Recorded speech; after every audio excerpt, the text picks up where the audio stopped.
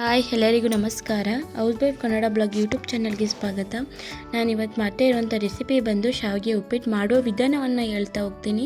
ಬೇಕಾಗುವ ಸಾಮಗ್ರಿಗಳು: ಒಗ್ಗರಣೆಗಾಗುವಷ್ಟು ಎಣ್ಣೆ, 1 ಸ್ಪೂನಷ್ಟು ಸಾಸಿವೆ, 1 ಸ್ಪೂನ್ ಕಡಲೆಬೇಳೆ, ಕರಿಬೇವಿನ ಸೊಪ್ಪು, 3 ಅಥವಾ 4 ಈರುಳ್ಳಿ ಅಥವಾ 4 ಅಥವಾ 5 ಮೆಣಸಿನಕಾಯಿ, ಮತ್ತು ಶಾವಿಗೆ, ಮತ್ತು ಕ್ಯಾರೆಟು ಮತ್ತು ಬೀನಿಸು, ಅರಿಶಿಣದ ಪೌಡರ್, ರುಚಿಗೆ ತಕ್ಕಷ್ಟು ಉಪ್ಪು.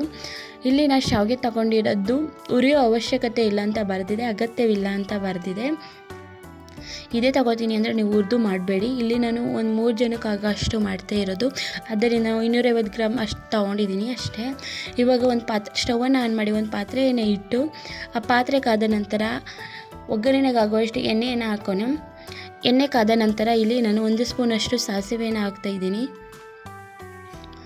ಸಾಸಿವೆ ಒಂದು ಸ್ವಲ್ಪ ಚಿಟಪಟ ಅಂತ ಅಂದಾದ್ಮೇಲೆ ಕರಿಬೇವಿನ ಸೊಪ್ಪನ್ನು ಹಾಕ್ತಾಯಿದ್ದೀನಿ. ನಾನು ಇಲ್ಲಿ ಕರಿಬೇವಿನ ಸೊಪ್ಪನ್ನು ಹಾಕೋ ನಂತರ ಕಡಲೆಬೇಳೆ, 1 ಸ್ಪೂನಷ್ಟು ಕಡಲೆಬೇಳೆಯನ್ನು ಹಾಕೋಣ.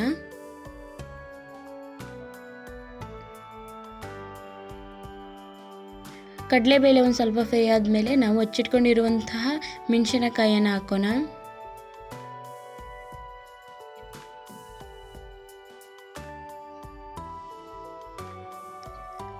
ಮೆಣಸಿನ್ಕಾಯಿ ಒಂದು ಸ್ವಲ್ಪ ಫ್ರೈ ಆದಮೇಲೆ ಇವಾಗ ನಾವು ಹೆಚ್ಚಿಟ್ಕೊಂಡಿರುವಂಥ ಈರುಳ್ಳಿಯನ್ನು ಹಾಕ್ತಾಯಿದ್ದೀನಿ. ಈರುಳ್ಳಿ ಒಂದು ಸ್ವಲ್ಪ ಚೆನ್ನಾಗಿ ಫ್ರೈ ಆಗಲಿ. ಹೀಗೆ ಕೈ ಆಡಿಸ್ತಾ ಚೆನ್ನಾಗಿ ಒಗ್ಗರಣೆಯನ್ನು ಚೆನ್ನಾಗಿ ಫ್ರೈ ಮಾಡ್ಕೊಳ್ಳೋಣ. ಫ್ರೈ ಮಾಡ್ಕೊಂಡ ನಂತರ ನಾವು ತೊಳೆದು ಹಚ್ಚಿಟ್ಕೊಂಡಿರುವಂತಹ ಕ್ಯಾರೆಟು ಮತ್ತು ಬೀನಿಸನ್ನು ಆ್ಯಡ್ ಮಾಡ್ತಾಯಿದ್ದೀನಿ. ಈ ಕ್ಯಾರೆಟ್ ಮತ್ತು ಬೀನ್ಸ್, ಈ ತರಕಾರಿಯನ್ನು ನಾವು ಒಗ್ಗರಣೆಯಲ್ಲಿ ಬೇಯಿಸ್ಕೊಂಡ್ರೆ ಚೆನ್ನಾಗಿ ರುಚಿ ಬರುತ್ತೆ. ಒಗ್ಗರಣೆಯಲ್ಲಿ ಅರ್ಧ ಭಾಗ ಆದಷ್ಟು ಒಗ್ಗರಣೆಯಲ್ಲೇ ಚೆನ್ನಾಗಿ ಫ್ರೈ ಮಾಡ್ಕೊಳ್ಳೋಣ.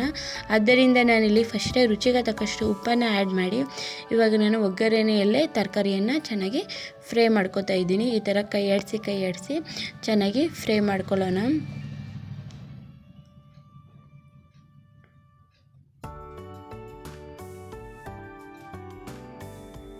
ಇವಾಗ ಒಗ್ಗರಣೆ ಚೆನ್ನಾಗಿ ಬೆಂದಿದೆ, ಆದ್ದರಿಂದ ನಾವು ಇಲ್ಲಿ 1.5 ಲೋಟದಷ್ಟು ನೀರನ್ನು ಹಾಕ್ತಾಯಿದ್ದೀನಿ.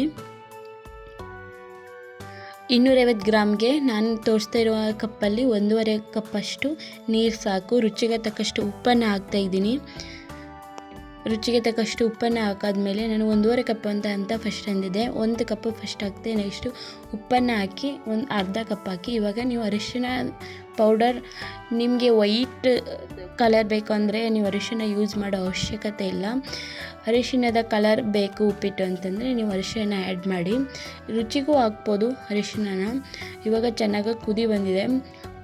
ಒಂದು ಸ್ವಲ್ಪ ತರಕಾರಿ ಬೇಯಲಿ ಅಂತ ನಾನು ಲಿಡ್ನ ಕ್ಲೋಸ್ ಮಾಡಿದೆ, ಅಂದರೆ ಮುಚ್ಚಳವನ್ನು ಮುಚ್ಚಿದೆ. ಇವಾಗ ಚೆನ್ನಾಗಿ ತರಕಾರಿ ಕೂಡ ಬೆಂದಿದೆ. ಇವಾಗ ನಾವು ಶಾವಿಗೆಯನ್ನು ಆ್ಯಡ್ ಮಾಡೋಣ. ಈ ಥರ ಶಾವಿಗೆಯನ್ನು ನೀವು